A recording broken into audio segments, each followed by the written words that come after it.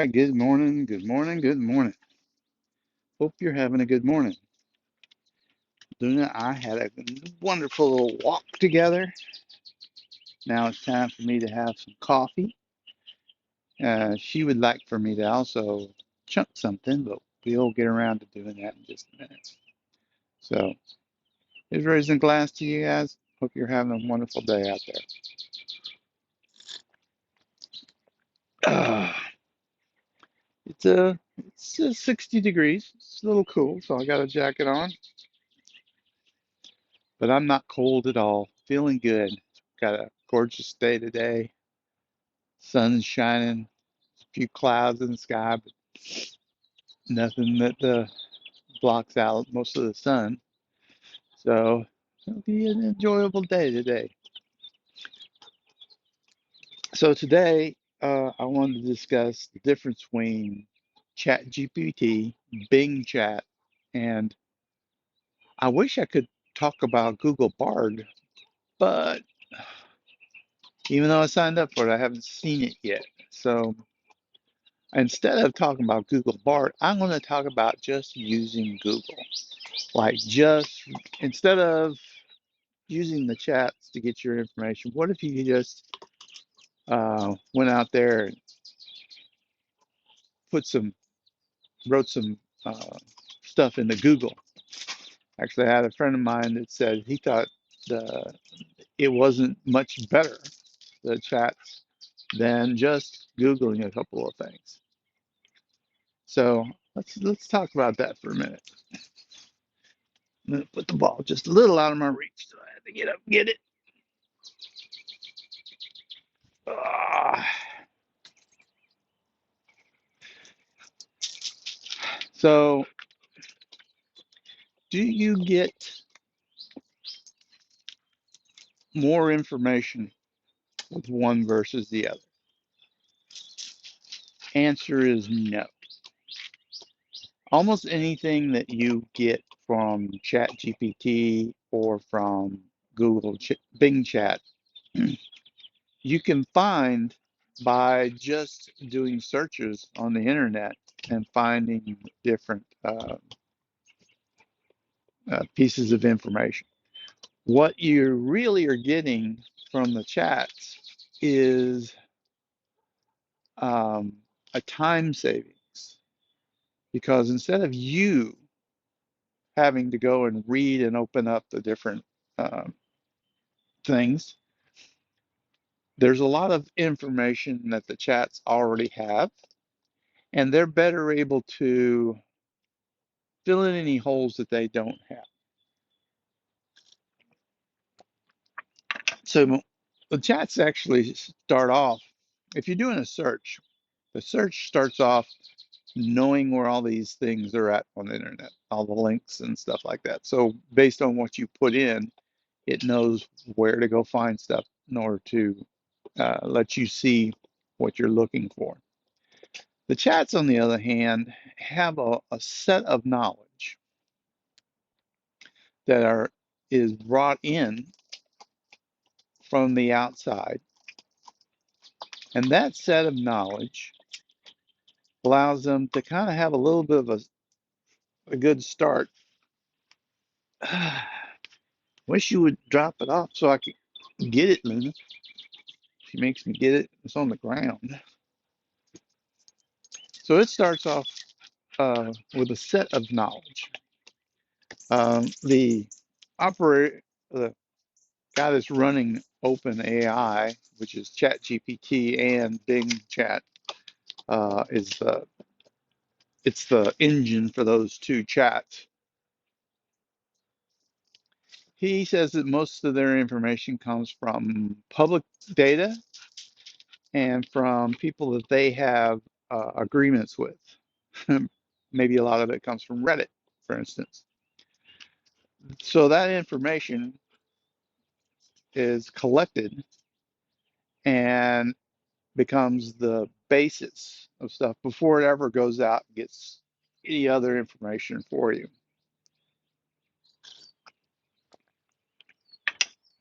So when you need information that's very specific, Google, Bing, just using their regular search engines will probably give you what you want. I want the address for uh, what's the closest animal veterinarian office? Yeah, you don't need ChatGPT for that. Um, when is daylight savings time for uh, the US? You can just search for that. How do I convert from universal time code to local? And you can just search for that. But when you get into a little more, it quickly becomes um, beneficial to have the chat GPT do that search for you and combine a lot of information you might need together. So instead of where's the nearest vet, you might have um,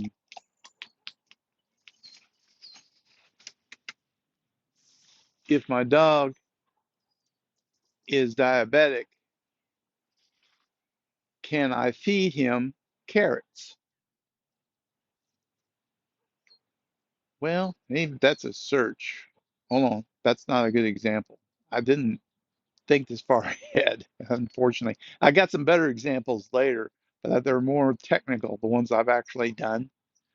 So let me reverse a little bit. So let's say, uh, I want something with pets that's not like something that you can simply search for. Um, okay, I have a German Shepherd. What, and I want him to have a companion. What are the different types of companions that would be good with the German Shepherd? Now that's a search. That's just a Google search. That's a Bing search. But then on chat, you can ask that and it remembers the conversation.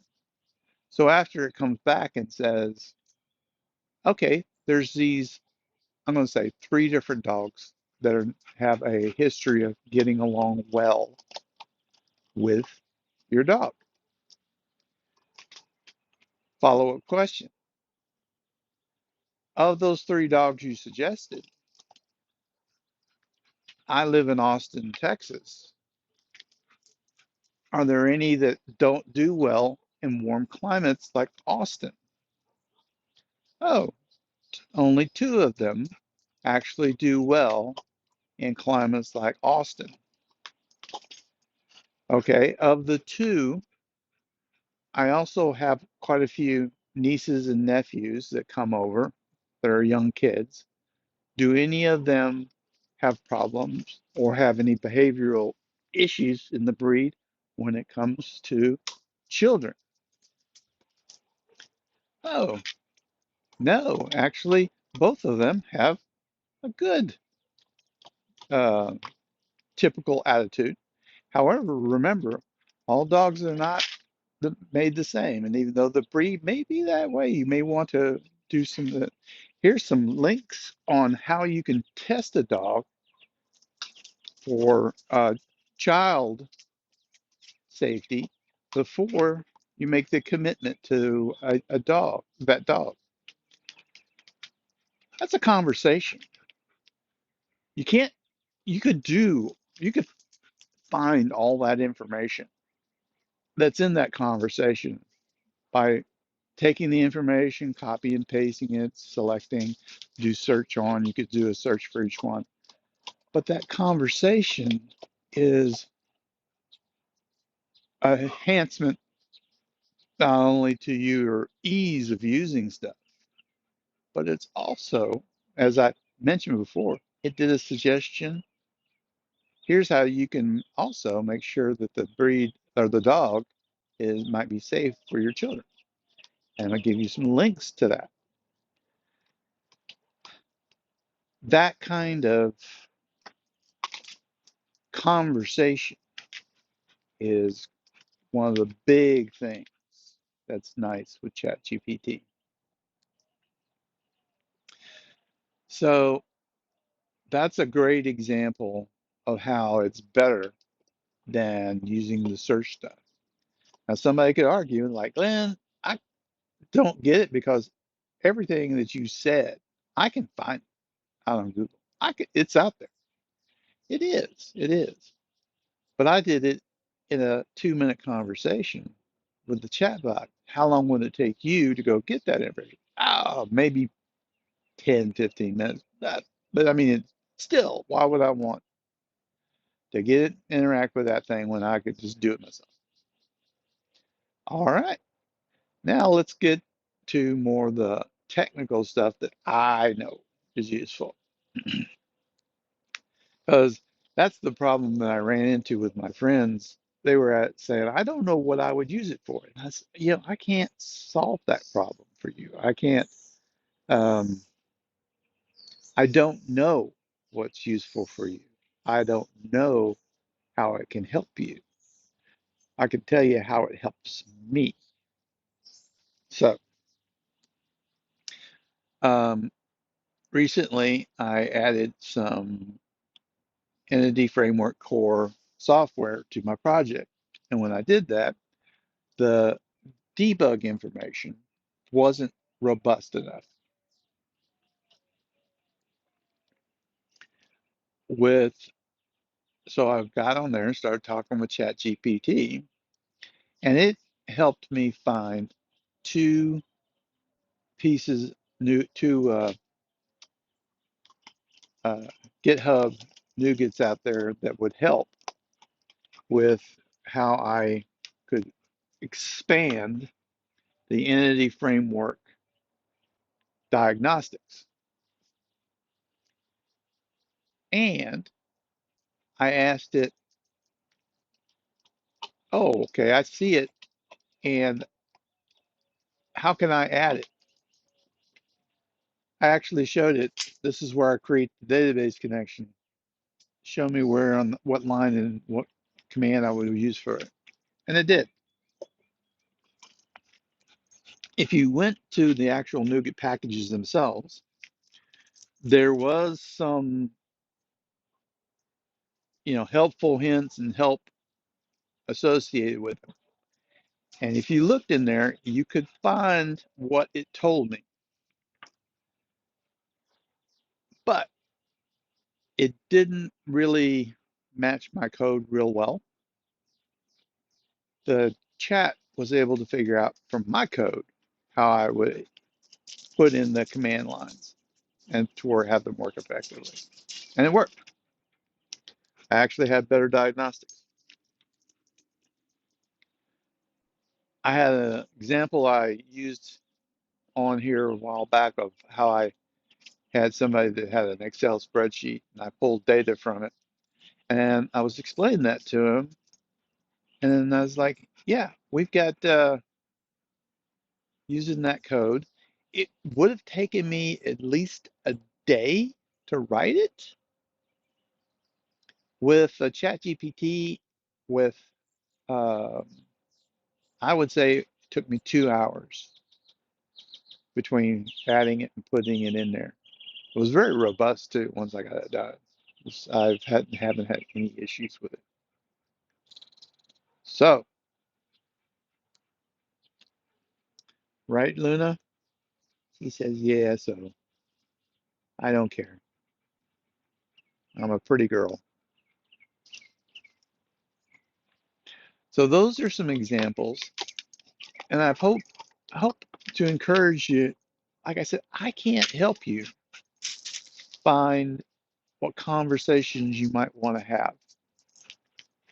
But I can tell you that for me, it's very helpful. I've enjoyed it. I was amazed that my friends who are in their 40s, none of them were uh, using any of the chat information. Uh, Not the technical ones, not the other ones that are in real estate, none of them. Because to me, it's kind of sad that they don't explore.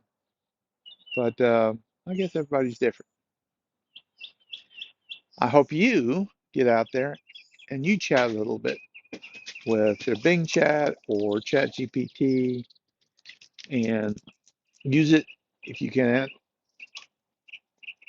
because I, for one, think think it's going to be a very not only beneficial, but it makes me feel good. One of the things that you slows you down when you're attacking a project is that little bit of lack of information sometimes when you're going to have to use a new technology or you're going to have to change something and you're like, but how do I do that? How do I use this new format? And now I feel a little more comfortable because I feel like I have a buddy who's very knowledgeable about the information I'm going to have to use, and I can have a conversation with him or her about how it's used. My friends pointed out that I called the chat stuff him a couple of times. You know, that's going to be interesting how people either sexualize it or uh, change it. Because the only reason I think I call it him is because uh,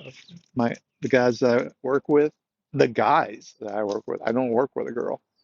I think I almost feel like expanding it and saying it's a girl feels a little bit weird, only because the girls I work with are my bosses. They're in charge of they're like the vice president and the manager. And uh, most of the stuff that I've used ChatGPT hasn't been stuff that they give me because it's usually pretty good to begin with. I usually don't have to do much work. They work really hard. So that's going to be interesting. Anyways, you guys have a wonderful day, and we will talk to you soon.